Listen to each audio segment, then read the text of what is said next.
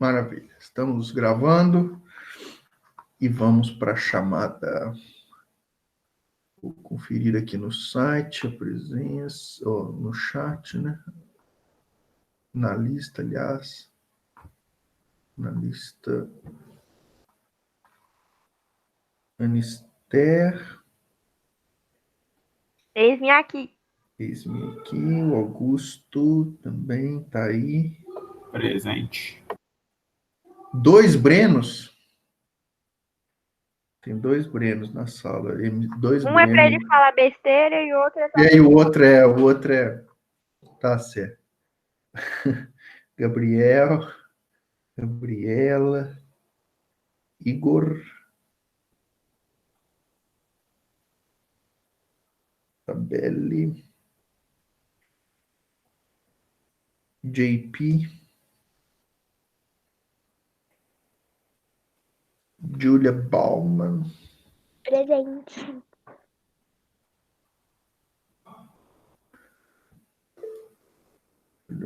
Laure e Lucas. Vocês estão arrasados nessas fotos aí, meninas. Ó, Valeu, prof. capricharam aí, né? Tem que a realidade, né, é um pouco diferente nesse exato momento.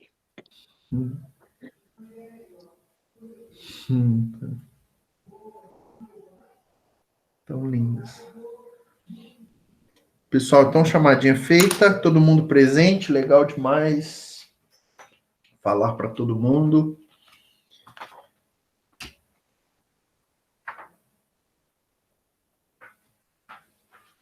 Gabriel, e a NBA tá voltando, hein? O pessoal já tá Eu vi. em outros Eles países, já já estão mais avançados aí na retomada da vida É, normal, né? lá na Grécia já voltaram já a treinar já. É. Pessoal, vocês já estão em mãos a segunda apostila de sociologia também?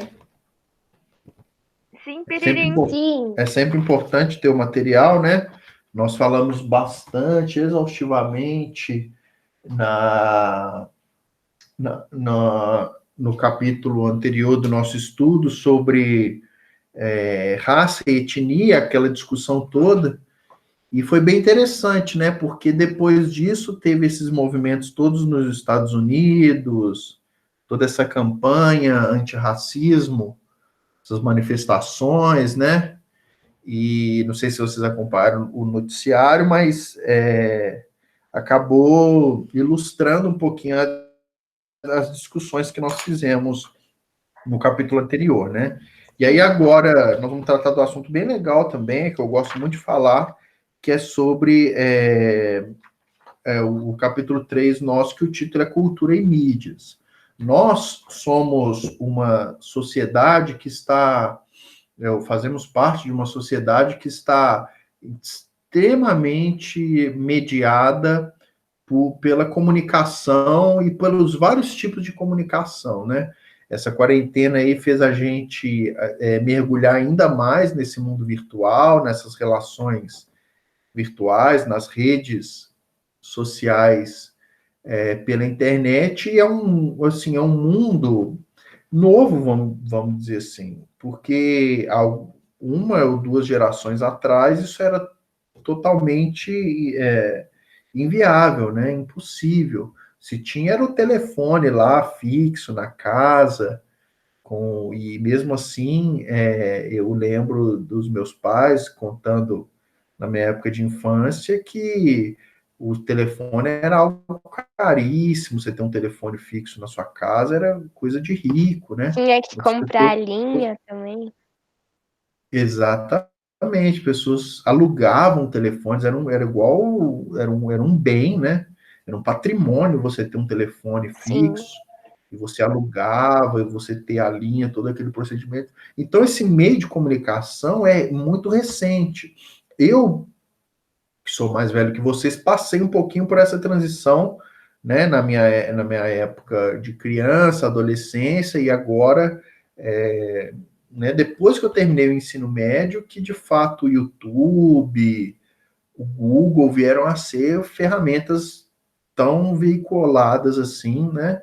E hoje nós estamos num outro nível de interação.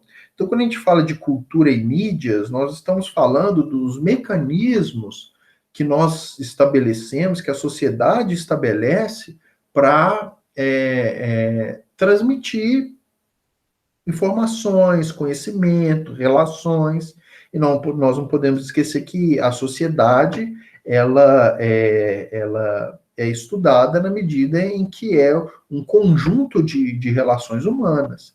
E como está sendo promovida essas relações? Essa é a grande discussão do nosso capítulo aqui, né, que a gente vai começar a falar também com mais detalhe, especialmente a partir da próxima aula. Né? Essa nossa aula agora, na verdade, é um primeiro encontro, uma primeira reaproximação pós-férias, né? Depois desse recesso que nós tivemos. Eu não quero já inserir muita informação para vocês já na primeira aula, assim, em termos de conteúdo.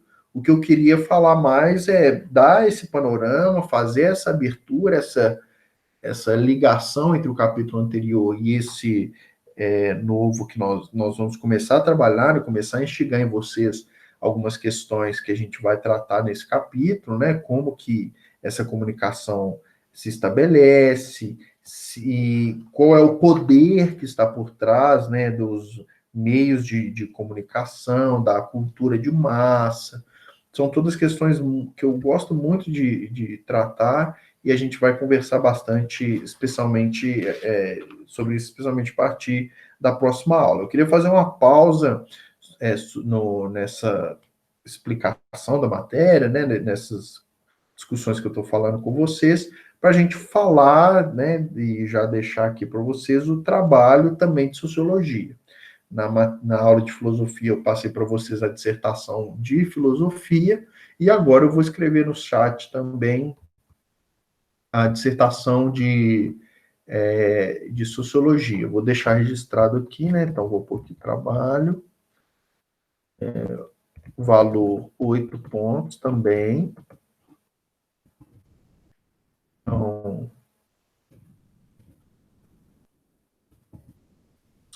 escreva um texto dissertativo sobre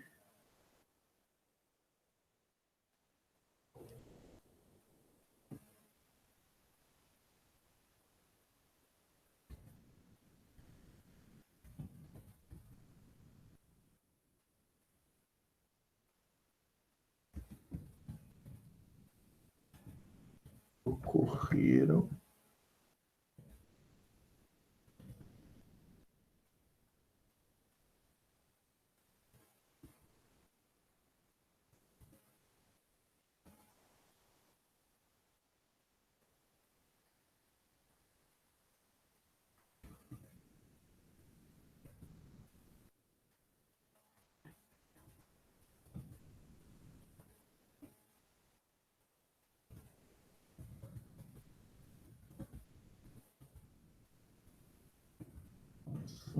tratado no capítulo 2. Beleza. Então, já estou publicando aqui no chat, tá lá. Então, ó, trabalho, valor 8 pontos. Escreva um texto dissertativo sobre as manifestações antirracistas recentes que ocorreram nos Estados Unidos, interligando com o assunto tratado no capítulo 2. Então, vocês vão pegar o que nós falamos, né, sobre a ideia de raça, de etnia, de pensamentos racistas, qual que é a base de crítica a toda espécie de racismo, a base biológica, a base ética, a base sociológica, e vai tentar interligar com os movimentos, né, que tiveram as manifestações, especialmente nos Estados Unidos, que estiveram recentemente, então. Então, quem não teve a oportunidade de acompanhar as notícias vai poder fazer isso. Lembrando que o texto é no mínimo 20 linhas e é bem livre, bem solto, assim, bem aberto. É uma oportunidade também de vocês fazerem bem feitinho e fecharem a primeira etapa com excelentes notas. Bom, dito isso, deixa eu acompanhar aqui o nosso horário.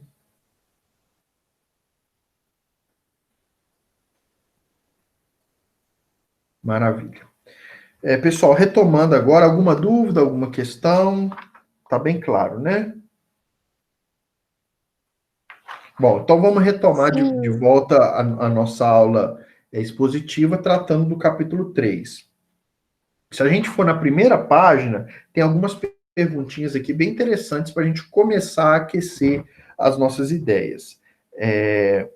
Na primeira página, onde está o título do capítulo 3, tem um quadradinho, cujo título é Refletindo sobre o Nosso Mundo, e aí você tem algumas perguntas. A primeira delas, a mídia é capaz de moldar os nossos comportamentos? Então, quando nós falamos de cultura e mídias, nós falamos de comunicação, nós estamos falando também de que há meios, empresas, instituições que têm como objetivo oferecer comunicação. Comunicação de ideias, de notícias, para uma determinada sociedade. Nós temos os jornais né,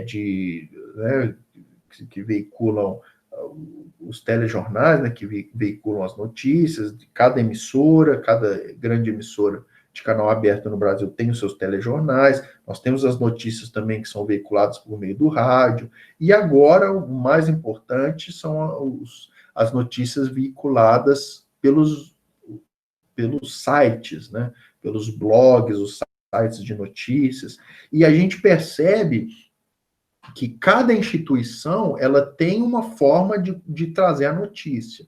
Então, existem ideologias ou ideias ou valores que essas instituições carregam e que muitas vezes influenciam a forma como as notícias são veiculadas, ou como a programação de um determinado canal, as notícias de um determinado site ou blog são organizadas. Então, quando a gente faz uma análise sociológica disso, né, e aqui a pergunta, a mídia é capaz de moldar os nossos comportamentos, é a gente saber até que ponto o que nós estamos consumindo de informação molda também o nosso pensamento. Até que ponto nós somos ou não influenciados pelo tipo de programação que a gente consome, né? A gente ouve falar muito disso, né? Como que as telenovelas da Globo influenciam, às vezes até a moda. Eu não sei se vocês vão lembrar, mas teve uma época que a novela principal da Globo era uma novela sobre a Índia. Sim, meu Deus, eu amava. Eu tinha 8 anos de idade e ficava lá vendo a novela. Caminho das Índias. Era isso? Caminho das Índias. Uma novela da Globo. Não sei quantos anos que isso transmitiu. E aí eu me lembro que virou moda alguns utensílios da Índia na população brasileira. Então o povo começou a usar aquelas, né, não sei como é que chama, aqueles enfeites assim na testa, os colares, o estilo das roupas. Então isso gerou um mercado novo no Brasil, virou uma moda, né, por causa dessa novela da Globo. Então, estou dando um exemplo bem prático de como que uma emissora, uma empresa de comunicação, ela influencia, às vezes, até a moda, a cultura, né, quantos bordões, quantos jargões não surgiram por meio de um programa de TV, um programa de novela, uma novela, né? Eu me lembro que teve um auge no Brasil do pânico na TV, e eles criavam bordões, assim, às vezes os bordões mais sem sentido. E eu me peguei várias vezes em roda de amigos, ouvindo esses bordões que eram transmitidos. Então, o Lucas está lembrando aqui no chat alguns dos bordões. Bordões são, para quem não sabe, são frases de efeito, são palavras assim, né? Então, teve essa fase. Então, assim, eu estou dando exemplos bem práticos, assim, bem simples, de como que alguém ou uma instituição que detém os mecanismos de comunicação num certo sentido, ele também detém um poder muito grande dentro da sociedade, que é gerar um poder de influência, um poder de construção de ideias, de construção de narrativas, de construção de interpretação, inclusive, de fatos jornalísticos, né? Então, é a primeira perguntinha aqui que eu queria provocar a vocês. A segunda pergunta, ainda da página 3. Seriam os meios de comunicação agentes que, preocupados apenas com o aspecto comercial, se negam a prestar informações adequadas à sociedade? Então, até que ponto uma empresa que tem, enfim, interesses, né, lucrativos, e que veicula informações, ela pode ou não se corromper, ou pode ou não veicular as informações de acordo com o seu interesse editorial? Como é que funciona isso? Seria as instituições de comunicação neutras nas notícias que elas passam? Então, é um tipo de provocação que a gente deve fazer, né? Que a gente deve ter em conta. E, por último, a internet é, de fato, um ambiente de maior liberdade de pensamento? E aqui nós entramos num assunto extremamente... nós vamos tratar isso melhor na sequência do capítulo, mas nós tratamos um assunto extremamente contemporâneo, que é a questão das fake news, das notícias pela internet. Até que ponto também você não ter uma instituição tradicional, estabilizada, que vai veicular notícias, também gera uma certa insegurança com a notícia, né? Então, quantas vezes nas campanhas políticas, e nós estamos vendo aí uma discussão no Brasil sobre uma investigação sobre as fake news nas últimas eleições que nós tivemos, até que ponto nós devemos confiar das notícias que nós recebemos pelo WhatsApp, das informações que são comunicadas para a gente? Então, é sempre um olhar que a gente, enquanto estudante, enquanto pensador, enquanto pessoas críticas, nós devemos ter, né? Quais são as intenções, ou será que existem intenções que estão por trás das notícias que nós recebemos? Será que nós podemos ter uma leitura sempre ingênua? Tudo que a gente recebe como notícia, a gente deve simplesmente aceitar e não questionar? Ou existem meios, estratégias que a sociologia vai nos trazer para a gente ter um olhar mais crítico sobre as informações que nós estamos recebendo, né? E a internet, ela possibilitou um acesso imenso à informação, né? Antes, a gente tinha um acesso muito restrito à informação. Eu me lembro, na minha época de colégio, para eu pesquisar, para fazer um trabalho, um trabalho de escola, eu tinha que ir na biblioteca do colégio, pesquisar nos livros, pesquisar na Barça, eram livros de consulta para fazer qualquer tipo de trabalho. Hoje em dia, as pessoas fazem trabalhos e tem uma infinitude de informações pela própria internet, ou por sites, blogs, e os próprios livros, tem os livros e-books, né, eletrônicos, que você consegue por meios virtuais, e às vezes não precisa nem frequentar com a mesma frequência que era antes uma biblioteca, por exemplo. Então, as bibliotecas públicas, está tudo isso caindo num certo... uma redução de uso, né? Uma redução de frequência de pessoas circulando nessas grandes bibliotecas municipais, porque, de fato, a informação hoje está muito acessível. Às vezes, na palma da mão de um celular, você tem uma quantidade imensa de informações. Mas a grande questão que nós podemos trazer é até que ponto a quantidade de informação está ligada à qualidade da informação. Será que hoje nós temos mais qualidade na informação? Até que ponto nós conseguimos, de fato, garimpar a boa informação, da informação sem tanto fundamento assim, né? Então, a internet é uma nova questão que nós... Que ponto, né? Nós, às vezes, por um meme de internet ou por uma notícia que nós não buscamos mais a fundo investigar e já formamos uma opinião sobre um determinado assunto por meio de um vídeo no YouTube que alguém postou fazendo uma declaração ou ou de uma notícia de algum site que às vezes a gente nem conhece a fundo as bases, né?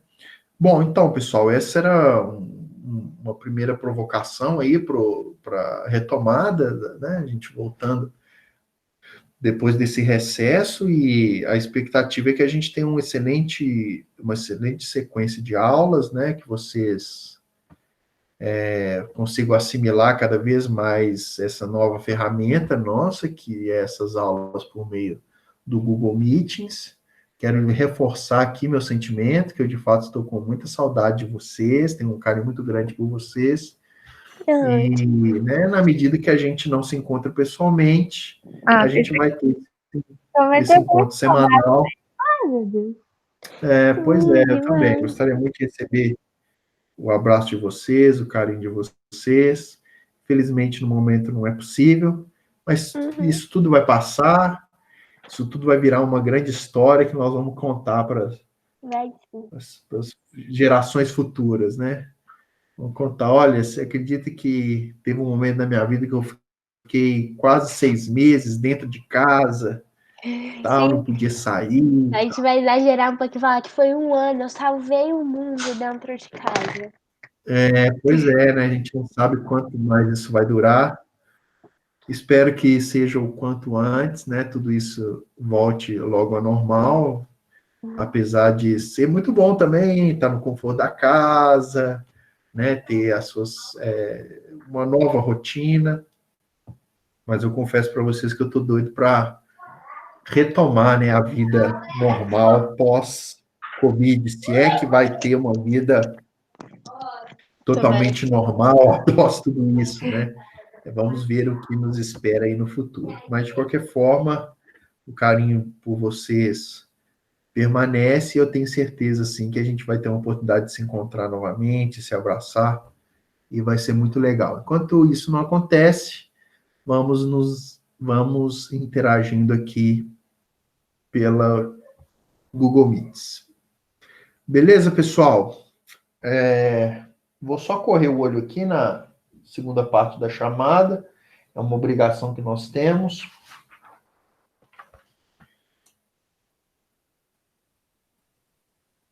Então, todos continuam presentes. Fechamos, então, a nossa aula. Alguma dúvida, alguma fala de vocês, alguma consideração final? Podemos encerrar. Comentem no chat.